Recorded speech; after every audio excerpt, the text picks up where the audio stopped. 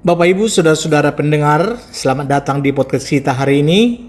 Saya bersyukur saudara meluangkan waktu untuk mendengarkan. Hari ini kita akan membahas sebuah topik yang sangat relevan untuk kehidupan kita semua, yaitu Allah memberikan damai sejahtera. Sebelum kita mulai, mari kita berdoa sejenak. Bapa kami di sorga, terima kasih untuk kesempatan ini. Bukalah hati dan pikiran kami agar dapat mengerti firman-Mu. Berkatilah setiap pendengar yang mendengarkan podcast ini, dimanapun mereka berada. Dalam nama Yesus Kristus kami berdoa. Amin. Baik, sekarang saya mau mulai dengan sebuah pertanyaan sederhana. Pernahkah saudara merasa kecewa dengan hasil kerja keras saudara sendiri? Maksud saya, saudara sudah berusaha sekuat tenaga, saudara sudah keluar keringat, waktu, bahkan mungkin air mata. Tetapi ketika saudara lihat hasilnya, kok ya biasa saja, tidak istimewa. Apalagi kalau saudara membandingkan dengan orang lain yang sepertinya lebih sukses, lebih berhasil, lebih dah segala-galanya. Perasaan seperti itu sangat manusiawi, dan saya mau bilang ke saudara bahwa saudara tidak sendiri. Bahkan ribuan tahun yang lalu umat Allah mengalami hal yang sama persis. Hari ini kita akan membuka Alkitab kita, Kitab Hagai pasal yang kedua, itu ayat 1b sampai ke 10. Ini adalah kisah yang sangat menarik dan penuh pelajaran untuk kita semua. Saya akan bacakan untuk kita. Hagai 2 dimulai dengan ayat 1b. Lembaga Alkitab Indonesia memberikan judul Kemegahan Bait Suci yang Baru. Pada tahun yang kedua, zaman Raja Darius, dalam bulan yang ke-7, pada tanggal 21 bulan itu, datanglah firman Tuhan dengan perantaraan Nabi Hagai, bunyinya, katakanlah kepada Jerubabel bin Sealtiel, Bupati Yehuda, dan kepada Yosua bin Yojadak, Imam Besar, dan kepada selebihnya dari bangsa itu demikian. Masih adakah di antara kamu yang telah melihat rumah ini dalam kemegahannya semula? Dan bagaimana kamu lihat keadaan sekarang? Bukankah keadaannya di matamu seperti tidak ada artinya? Tetapi sekarang kuatkanlah hatimu, hai Jerubabel, demikianlah firman Tuhan. Kuatkanlah hatimu, hai Yosua bin Yosadak, imam besar. Kuatkanlah hatimu, hai segala rakyat negeri. Demikianlah firman Tuhan. Bekerjalah, sebab aku ini menyertai kamu. Demikianlah firman Tuhan semesta alam. Sesuai dengan janji yang telah kuikat dengan kamu pada waktu kamu keluar dari Mesir. Dan rohku tetap tinggal di tengah-tengahmu. Janganlah takut, sebab beginilah firman Tuhan semesta alam. Sedikit waktu lagi, maka aku akan menggoncangkan langit dan bumi, laut dan darat. Aku akan menggoncangkan segala bangsa, sehingga barang yang indah-indah kepunyaan segala bangsa datang mengalir. Maka aku akan memenuhi rumah ini dengan kemegahan, firman Tuhan semesta alam. Kepunyaankulah perak dan kepunyaankulah emas, Demikianlah firman Tuhan semesta alam. Ayat 10. Adapun rumah ini, kemegahannya yang kemudian akan melebihi kemegahannya yang semula, firman Tuhan semesta alam. Dan di tempat ini, aku akan memberi damai sejahtera, demikianlah firman Tuhan semesta alam. Sampai di sini bacaan kita. Oke, sebelum kita masuk ke teks utama, saya perlu kasih saudara konteks dulu. Karena tanpa konteks, kita tidak akan benar-benar mengerti apa yang sedang terjadi. Jadi sekarang, saudara Coba bayangkan bahwa saudara adalah orang Yahudi di tahun 586 sebelum Masehi. Saudara tinggal di Yerusalem dan tiba-tiba, boom, bangsa Babel menyerang. Kota saudara dihancurkan. Yang lebih menyakitkan lagi, Bait Allah, tempat paling suci, tempat di mana saudara dan seluruh bangsa menyembah Allah, dihancurkan total. Dan kemudian saudara dibawa ke Babel sebagai tawanan, dipaksa tinggal di negeri asing, jauh dari tanah air, jauh dari rumah ibadah saudara. 70 tahun saudara, 70 tahun mereka tinggal di sana. Itu waktu yang sangat lama. Coba bayangkan, kakek nenek saudara yang dibawa ke pembuangan, mereka meninggal di Babel. Saudara lahir di Babel, anak-anak saudara lahir di Babel, generasi berganti generasi. Sebagian dari mereka bahkan sudah mulai nyaman, udah punya rumah, punya pekerjaan, punya kehidupan di sana. Sudahlah, kita tinggal di sini saja. Itu pikir sebagian orang. Tetapi Tuhan tidak melupakan janjinya. Tahun 538 sebelum Masehi terjadi perubahan besar. Raja Kores dari Persia mengalahkan Babel dan mengeluarkan dekret. Dikatakan, siapapun orang Yahudi yang mau pulang ke Yerusalem, silahkan pulang.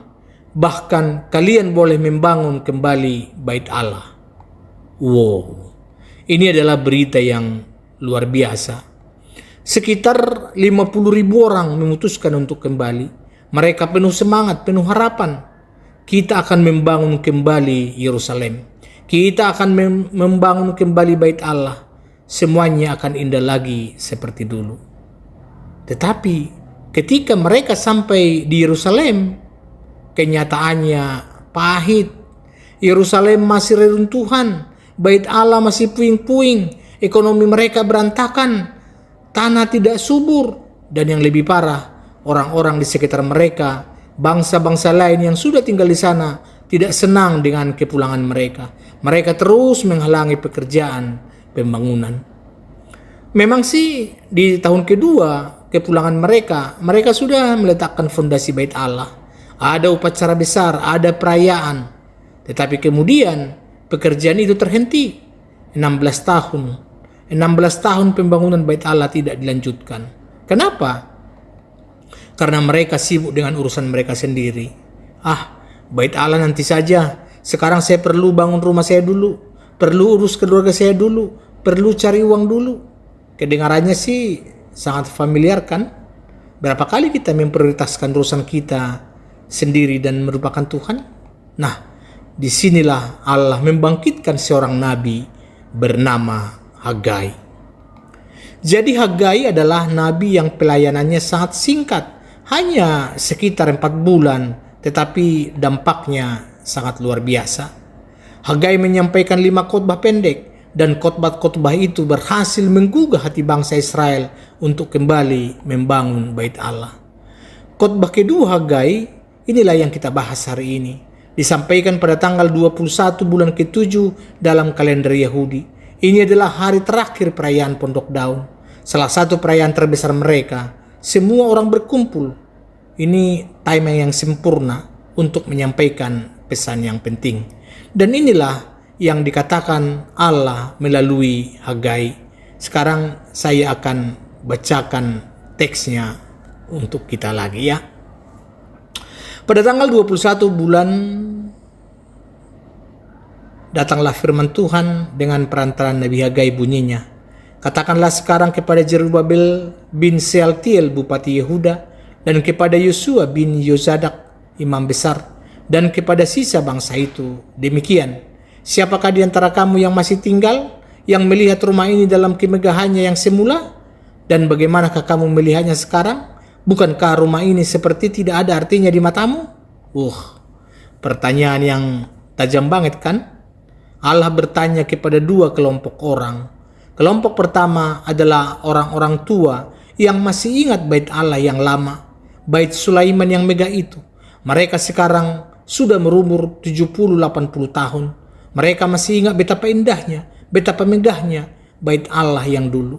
Emas di mana-mana, ukiran yang indah, kemegahan yang luar biasa. Sekarang, ketika mereka melihat bait Allah yang baru sedang dibangun, hati mereka hancur. Ini mah gak ada apa-apanya dibanding yang dulu, kata mereka sambil menangis. Yang kedua adalah generasi muda yang tidak pernah melihat bait Allah yang lama, tetapi sudah dengar ceritanya. Mereka juga kecewa. Hanya ini yang bisa kita bangun? Serius? Kira-kira begitu. Ini adalah momen yang sangat emosional. Jadi bayangkan, mereka sudah kerja keras, sudah angkat batu, sudah bangun tembok. Tetapi ketika mereka berhenti sejenak dan melihat hasilnya, mereka merasa gagal. Buat apa sih kita kerja keras? Hasilnya juga begini-begini saja. Kira-kira begitu. Sekarang saya mau berhenti sebentar dari cerita ini dan berbicara langsung kepada saudara. Pernahkah saudara merasa seperti orang-orang Israel ini? Merasa bahwa apa yang saudara lakukan tidak cukup baik, tidak cukup istimewa, tidak cukup, dan banyak pun ya, apapun itu. Saya ingat seorang bapak pernah curhat ke saya. Dia seorang pedagang kecil, punya warung sederhana. Setiap hari dia bangun jam 4 pagi untuk belanja bahan-bahan. Buka warung jam 6 pagi, tutup jam 9 malam. Sudah begitu selama 15 tahun. Istrinya bantu dia masak, anak-anaknya bantu dia jualan. Setelah pulang sekolah, keluarganya bekerja keras bersama-sama. Dan memang Tuhan memberkati, warungnya ramai, cukup untuk hidup, cukup untuk sekolahkan anak. Mereka mengatakan, Alhamdulillah, puji Tuhan. Tetapi suatu hari temannya yang baru mulai usaha 3 tahun lalu datang ke warungnya naik mobil baru. Temannya itu punya modal besar dari warisan orang tuanya, jadi bisa langsung buka restoran mewah. Bapak itu bilang ke saya dengan nada sedih, Pak, kadang saya merasa untuk apa ya saya kerja keras 15 tahun kalau hasilnya cuma begini. Teman saya baru 3 tahun sudah punya mobil baru, rumah besar. Saya, ya gini-gini aja. Atau saya juga pernah dengar cerita seorang ibu yang melayani di gereja dengan sangat setia. Dia mengajar sekolah minggu, ikut paduan suara. Dia bantu majelis. Setiap minggu dia ada di gereja. Pelayanannya luar biasa. Tapi suatu hari dia ikut acara di gereja lain yang lebih besar. Gereja itu punya gedung gereja yang mewah. So sistemnya canggih, LCD-nya di mana-mana, program yang keren, dan dia pulang dengan perasaan kecil. Pelayanan saya di gereja kami yang kecil ini, apa artinya ya? Rasanya nggak ada apa-apanya. Atau mungkin saudara sendiri pernah merasa seperti ini tentang kehidupan saudara secara umum. Mungkin saya sudah berusaha jadi orang tua yang baik, tetapi anak-anak saya tidak sebaik anak orang lain. Mungkin juga saudara mengatakan, saya sudah rajin beribadah, tetapi hidup saya masih penuh masalah. Ada juga orang yang mengatakan, saya sudah sedih melayani Tuhan, saya sudah setia melayani Tuhan, tetapi berkat yang saya terima tidak seberapa. Dan ada yang lain mengatakan, saya sudah kerja keras, tetapi karir saya jalan di tempat. Saudara, kalau pernah merasa seperti ini, saya mau bilang, itu normal. Bahwa saudara sangat normal. Kita semua pernah di titik itu. Titik di mana kita membandingkan diri kita dengan orang lain dan merasa kurang. Tetapi disinilah masalahnya, bahwa kekecewaan itu berbahaya. Kekecewaan itu bisa membuat kita kehilangan semangat untuk melanjutkan apa yang sudah kita mulai. Kekecewaan itu bisa membuat kita terus-menerus membandingkan diri kita dengan orang lain. Kekecewaan itu bisa membuat kita melupakan berkat-berkat Allah yang sudah kita terima. Dan kekecewaan itu bisa membuat kita bahkan meninggalkan pelayanan karena merasa tidak berarti. Dan itulah yang hampir terjadi pada bangsa Israel. Mereka hampir berhenti membangun bait Allah karena merasa tidak ada gunanya. Tetapi Tuhan tidak membiarkan mereka tenggelam di dalam kekecewaan. Sekarang mari kita lanjutkan membaca firman Tuhan kepada bangsa Israel. Tetapi sekarang kuatkanlah hatimu hai Zerubabel, demikianlah firman Tuhan. Kuatkanlah hatimu hai Yosua bin Yosadak imam besar. Kuatkanlah hatimu hai seluruh bangsa negeri ini, demikianlah firman Tuhan. Dan bekerjalah, sebab aku menyertai kamu, demikianlah firman Tuhan semesta alam.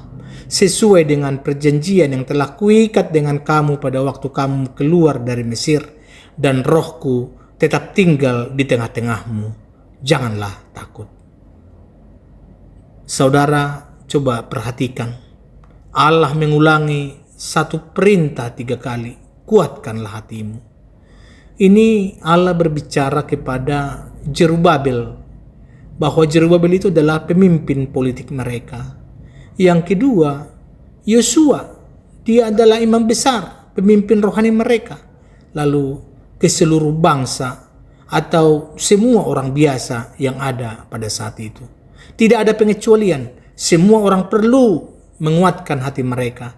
Dan setelah perintah untuk menguatkan hati, langsung diikuti dengan perintah, bekerjalah. Ini sangat menarik.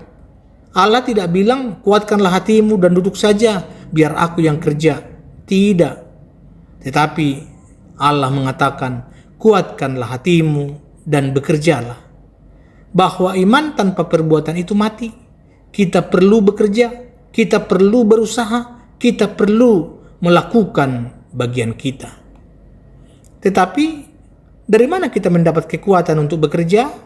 Nah, inilah bagian yang paling penting, bahwa Allah memberikan 3 alasan mengapa mereka dan kita bisa menguatkan hati dan bekerja. Alasan pertama, sebab aku menyertai kamu.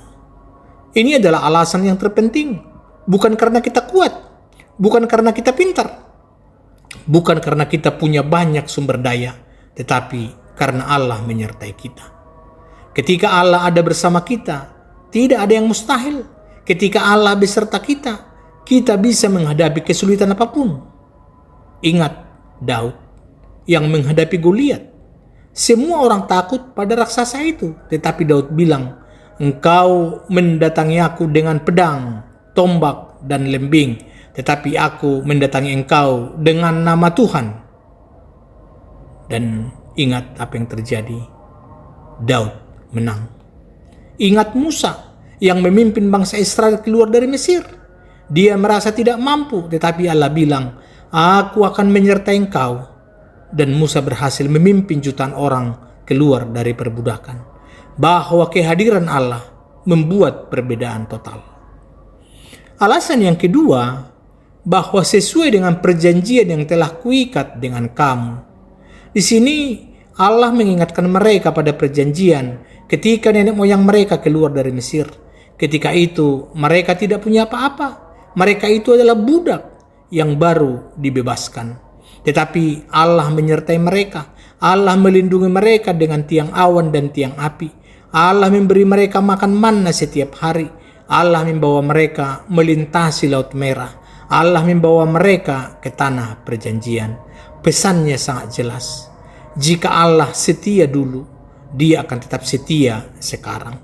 Jadi Allah tidak berubah.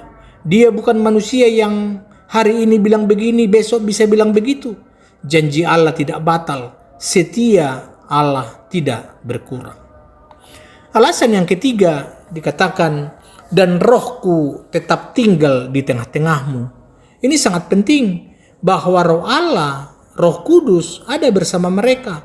Bukan hanya hadir sesekali, bukan cuma datang kalau lagi ibadah, tetapi tetap tinggal, terus menerus ada. Jadi Roh Kudus adalah kuasa Allah yang bekerja dalam hidup kita. Dialah yang memberi kita kekuatan ketika kita lemah. Dialah yang memberi kita hikmat ketika kita bingung.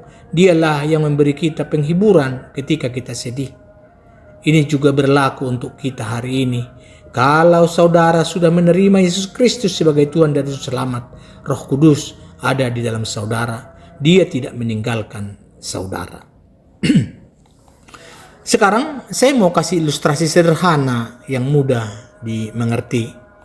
Bayangkan ada seorang anak kecil berumur 6 tahun yang sedang belajar naik sepeda. Papanya sudah lepas roda untuk bantu sepedanya. Sekarang waktunya belajar naik sepeda sungguhan. Anak itu mencoba, dia injak pedal tapi jatuh. Lututnya lecet. Lalu dia coba lagi. Kali ini dia bisa jalan beberapa meter, tapi jatuh. Tangannya tergores. Dia coba lagi, dan lagi, dan lagi. Setiap kali jatuh, setiap kali sakit, dia sudah mau nangis. Dia sudah mau menyerah. Papa, aku nggak bisa. Susah, katanya. Tetapi papanya berkata dengan lembut, ayo, coba lagi. Papa akan pegang sepedamu dari belakang. Kamu tidak akan jatuh karena Papa ada di sini. Papa akan jaga kamu. Anak ini pun berani mencoba lagi. Kali ini dia merasa lebih berani karena dia tahu papanya memegang sepedanya. Memang sesekali dia masih goyang. Kadang hampir jatuh ke kiri, kadang jatuh ke kanan. Tetapi setiap kali dia merasakan jatuh, dia merasakan tangan papanya menahan sepeda itu. Papanya tidak membiarkan dia jatuh. Lama-kelamaan, dengan latihan terus-menerus dan dengan bantuan papanya, anak itu bisa naik sepeda dengan lancar. Saudara, seperti itulah Allah bersama kita. Dia tidak akan membiarkan kita jatuh. Dia memegang hidup kita. Mungkin kita merasa goyang, mungkin kita merasa hampir jatuh, tetapi Allah ada di sana. Tangannya menopang kita. Dan karena itu, kita bisa menguatkan hati kita dan terus bekerja. Apapun pekerjaan yang Allah percayakan kepada kita sebagai orang tua, sebagai pekerja, sebagai pelayan gereja, sebagai anak, sebagai teman, kita bisa melakukannya dengan kuat karena Allah menyertai kita. Sekarang kita masuk ke bagian yang paling menggembirakan dari firman ini. Mari kita lanjutkan membaca. Sungguh, beginilah firman Tuhan semesta alam. Sedikit waktu lagi, maka aku akan menggoncangkan langit dan bumi, laut dan darat. Aku akan menggoncangkan segala bangsa, sehingga datanglah harta benda segala bangsa itu. Maka rumah ini akan kupenuhi dengan kemegahan, firman Tuhan semesta alam. Kepunyaanku lah perak dan kepunyaanku lah emas, demikianlah firman Tuhan semesta alam. Kemegahan rumah ini yang terakhir akan melebihi kemegahan rumah ini yang semula, firman Tuhan semesta alam. Dan di tempat ini aku akan memberi damai sejahtera, demikian firman Tuhan semesta alam. Wah, ini janji yang luar biasa, bahwa Allah yang menggoncangkan segala sesuatu. Aku akan menggoncangkan langit dan bumi, laut dan darat. Aku akan menggoncangkan segala bangsa, kata firman Tuhan. Ini berbicara tentang kuasa Allah yang tidak terbatas, Allah yang mengontrol sejarah dunia. Allah sudah membuktikan ini berkali-kali. Ketika mereka di Mesir, Allah menggoncangkan kerajaan Firaun dengan 10 tulah. Ketika mereka di Laut Merah, Allah menggoncangkan air sehingga terbelah. Ketika mereka di Yeriko, Allah menggoncangkan tembok kota sehingga runtuh. Dan Allah berjanji akan menggoncangkan lagi sehingga bangsa-bangsa akan membawa persembahan mereka, kontribusi mereka untuk pembangunan bait Allah. Tetapi lebih dari itu, nubuatan ini menunjuk ke masa yang akan datang. Masa ketika Kristus datang dan mendirikan kerajaan Allah yang tidak tergoncangkan. Allah yang memiliki segala sesuatu. Dikatakan tadi, kepunyaanku lah perak dan kepunyaanku lah emas. Ini pernyataan yang sangat penting. Allah mau mengingatkan mereka bahwa Dia tidak kekurangan apapun. Semua kekayaan di dunia ini milik Allah. Saudara, kadang kita lupa ya. Kita pikir Allah itu terbatas seperti kita. Allah mungkin tidak bisa memberkati saya karena kondisi ekonomi sedang sulit. Atau mungkin kita berkata, Allah mungkin tidak bisa menolong saya karena masalah saya terlalu besar. Itu salah besar. Allah itu tidak kekurangan apapun. Dia pemilik langit dan bumi. Perak miliknya, emas miliknya, segala sesuatu miliknya. Ini ada cerita lucu. Ada anak kecil yang berdoa minta sepeda baru. Setelah berdoa ibunya bertanya, "Kamu yakin Tuhan akan kasih kamu sepeda baru?" Anak itu jawab dengan polos sambil tersenyum, "Ya mama, Tuhan kan kaya. Tuhan punya banyak sepeda." Tapi mungkin kita ketawa. Memang kedengarannya kekanak-kanakan. Tetapi iman anak itu tidak salah. Tuhan memang tidak kekurangan apapun. Masalahnya bukan Allah tidak mampu memberkati kita.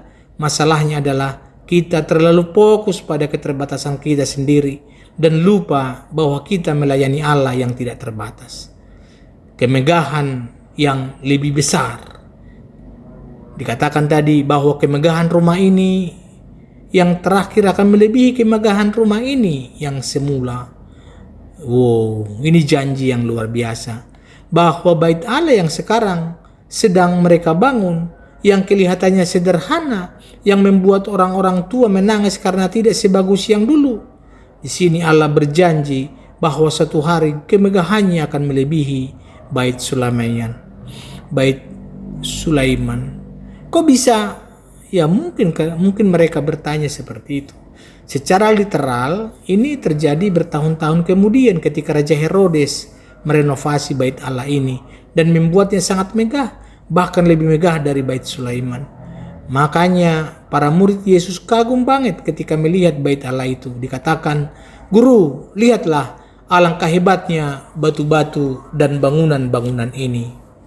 Tetapi ada penggenapan yang jauh lebih penting dari sekedar bangunan fisik yang megah. Kemegahan sejati dari bait Allah yang kedua adalah karena Yesus Kristus datang ke bait Allah itu. Bait Sulaiman memang indah, emas di mana-mana, tetapi Yesus tidak pernah ke sana karena sudah hancur sebelum Yesus lahir. Tapi bait Allah yang kedua ini, yang kelihatannya sederhana, dikunjungi oleh Yesus. Allah sendiri hadir secara fisik di bait Allah itu. Yesus mengajar di situ. Yesus menyembuhkan orang sakit di situ. Yesus bertemu dengan para ahli Taurat dan berdebat dengan mereka di situ. Yesus mengusir pedagang yang membuat bait Allah jadi pasar di situ. Kemuliaan Allah hadir secara nyata dalam diri Yesus Kristus. Tidak ada kemegahan yang lebih besar dari kehadiran Allah sendiri. Dan sekarang kita sampai pada puncak dari janji Allah. Ini adalah inti dari pesan hari ini. Dikatakan, "Dan di tempat ini aku akan memberi damai sejahtera." Saudara, ini adalah tema utama kita. Allah memberikan damai sejahtera. Kata damai sejahtera dalam bahasa Ibrani adalah shalom. Dan shalom itu bukan cuma berarti tidak ada perang atau tidak ada konflik. Shalom adalah konsep yang sangat kaya dan dalam. Itu kedamaian dengan Allah, hubungan yang benar dengan Tuhan. Itu kedamaian dalam hati, tidak cemas, tidak gelisah. Ada lagi kesejahteraan dalam hidup, itu kelengkapan, keutuhan, lalu keharmonisan dalam hubungan dengan keluarga, teman, sesama. Jadi damai sejahtera ini akan Allah berikan di tempat ini, di bait Allah, di tempat penyembahan, di tempat di mana umat Allah berkumpul. Dan penggenapan sempurnanya adalah dalam Yesus Kristus. Ketika Yesus lahir, malaikat bernyanyi di langit, "Damai sejahtera di bumi kepada manusia yang berkenan kepadanya." Itu mungkin baru kita dengar di Natal kemarin, Lukas 2 ayat 14. Yesus sendiri berkata kepada murid-muridnya, "Damai sejahtera aku kutinggalkan bagimu, damai sejahtera aku kuberikan kepadamu, dan apa yang kuberikan tidak seperti yang diberikan oleh dunia kepadamu. Jangan gelisah dan gentar hatimu." Itu Yohanes 14 ayat 27. Begitu juga Rasul Paulus menulis, dikatakan, "Karena dialah damai sejahtera kita yang telah mempersatukan kedua pihak." Itu coba dibaca Efesus 2:14.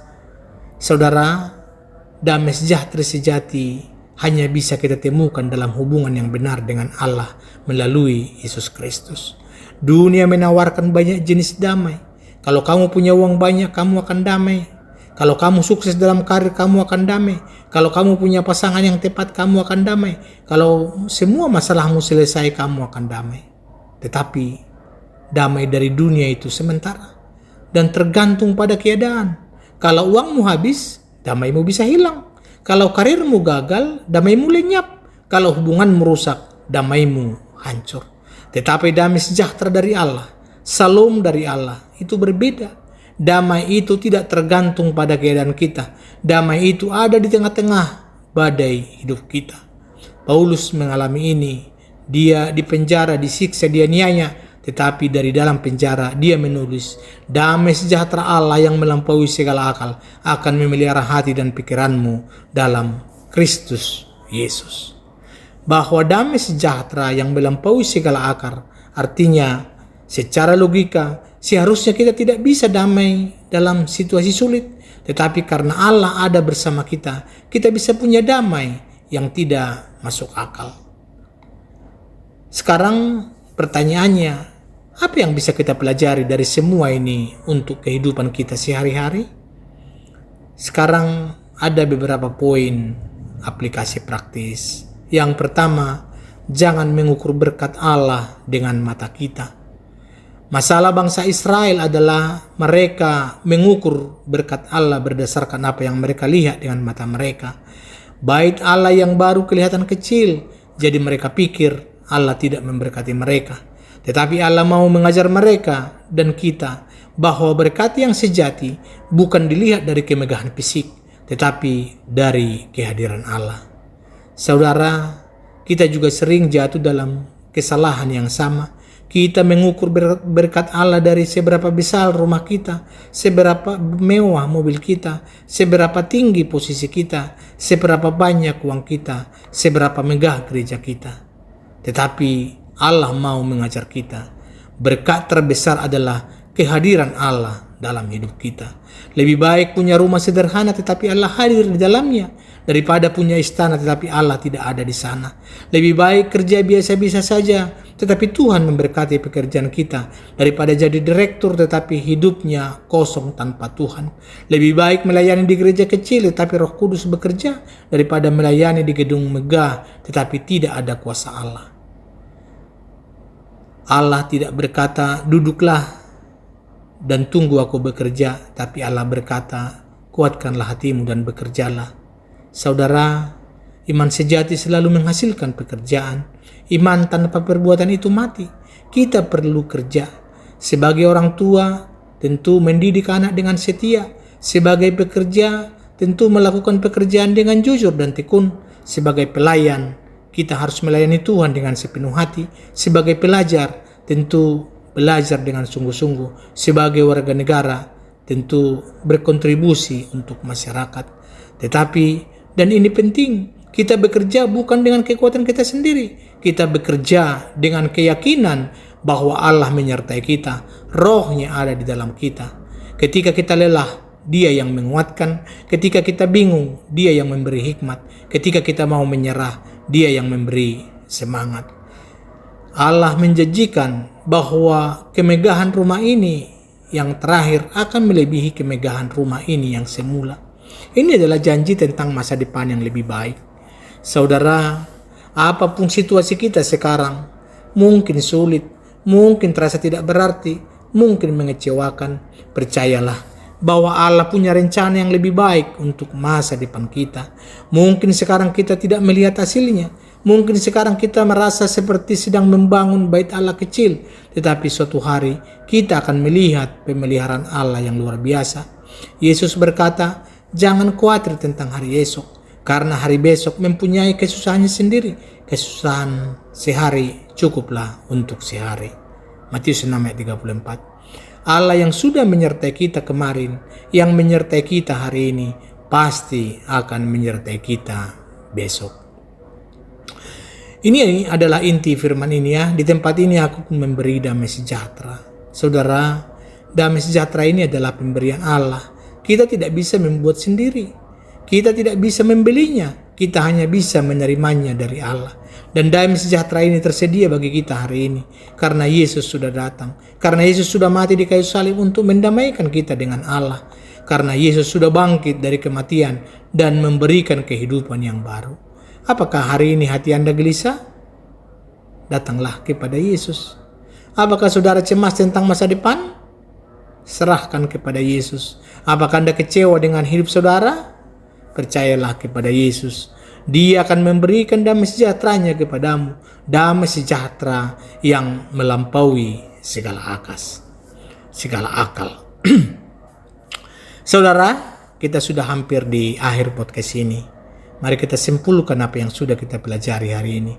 Kita sudah melihat bagaimana Allah berbicara kepada umatnya yang sedang kecewa dan hampir putus asa. Mereka merasa hasil kerja mereka tidak berarti apa-apa. Tetapi Allah menguatkan mereka dengan 3 hal. Yang pertama, Allah menyertai mereka. Roh Allah tinggal di tengah-tengah mereka. Yang kedua, Allah punya rencana yang baik. Kemegahan yang akan datang akan lebih besar dari yang mereka bayangkan. Yang ketiga, Allah memberikan damai sejahtera, bukan hanya kesuksesan lahiriah, tetapi kedamaian sejati dalam hati. Firman ini juga untuk kita hari ini. Mungkin saudara merasa hidup saudara tidak istimewa. Mungkin pelayanan saudara kelihatannya kecil. Mungkin pekerjaan saudara terasa biasa-biasa saja. Mungkin keluarga saudara tidak sempurna. Mungkin karir saudara tidak cemerlang yang saudara harapkan. Tetapi ingatlah, jika Allah menyertai Anda, jika Anda melakukan pekerjaan Anda untuk kemuliaan Allah, maka apa yang saudara lakukan itu berharga di mata Allah. Jangan mengukur hidup saudara dengan standar dunia. Jangan membandingkan diri saudara dengan orang lain. Tetapi tanyalah, apakah Allah hadir dalam hidup saya? Apakah saya hidup untuk memuliakan Dia? Dan ingatlah janji Tuhan, di tempat ini aku akan memberikan damai sejahtera. Di mana tempat itu? Di tempat di mana Tuhan dimuliakan, di dalam hati yang terbuka bagi Allah, di dalam keluarga yang menyembah Tuhan, di dalam gereja yang setia kepada firman-Nya, di dalam hidup yang diserahkan kepada Kristus. Hari ini saya mau mengajak saudara, kuatkanlah hatimu, jangan menyerah, jangan kehilangan semangat. Allah ada bersama saudara. Bekerjalah, lakukan apa yang sudah Allah percayakan kepada saudara dengan setia. Bukan karena saudara kuat, tetapi karena Allah menyertai saudara. Percayalah pada janji Allah. Masa depan ada di tangan Allah. Dan Allah punya rencana yang lebih baik untuk saudara. Terimalah damai sejahtera dari Allah. Buka hati saudara untuk Yesus Kristus, sumber damai sejahtera yang sejati. Amin. Mari kita tutup dengan doa. Bapa kami yang Maha Kuasa, terima kasih untuk firman-Mu yang telah berbicara kepada kami saat ini. Terima kasih Engkau menguatkan kami yang sedang lemah, menghibur kami yang sedang kecewa, dan memberi harapan kepada kami yang hampir menyerah. Ya Tuhan, kami mengaku kadang kami terlalu fokus pada apa yang kami lihat, sehingga kami lupa bahwa Engkau sedang bekerja di balik semua yang terjadi dalam hidup kami. Kuatkanlah hati kami ya Tuhan, bantu kami untuk terus bekerja dengan setia, apapun pekerjaan yang Engkau percayakan kepada kami. Ingatkan kami bahwa Engkau menyertai kami setiap hari, dan Roh-Mu tinggal dalam kami. Dan terlebih lagi, kami bersyukur untuk damai sejahtera yang Engkau berikan melalui Yesus Kristus, Anak-Mu yang tunggal. Dalam Dia, kami menemukan pengampunan dosa. Dalam Dia, kami menemukan kehidupan baru. Dalam Dia, kami menemukan damai sejahtera yang melampaui segala akal.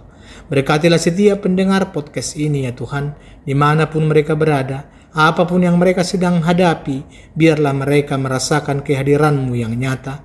Biarlah kami semua menjadi pembawa damai sejahtera-Mu ke dalam keluarga kami, pekerjaan kami, dan masyarakat kami.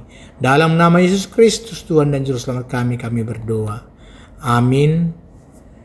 Shalom. Terima kasih sudah mendengarkan podcast ini sampai selesai. Saya berharap bahwa pesan tentang damai sejahtera dari Allah ini bisa memberkati hidup saudara. Ingat ya, bahwa Allah menyertai saudara. Kuatkanlah hati saudara dan berjalanlah. Percayalah pada janji Allah. Terimalah damai sejahtera dari Allah. Kalau podcast ini memberkati saudara, bagikan kepada teman-teman dan keluarga saudara. Mari kita saling menguatkan dalam perjalanan iman kita. Sampai jumpa di episode berikutnya. Tuhan memberkati kita semua. Damai sejahtera dari Allah beserta kita semua. Amin.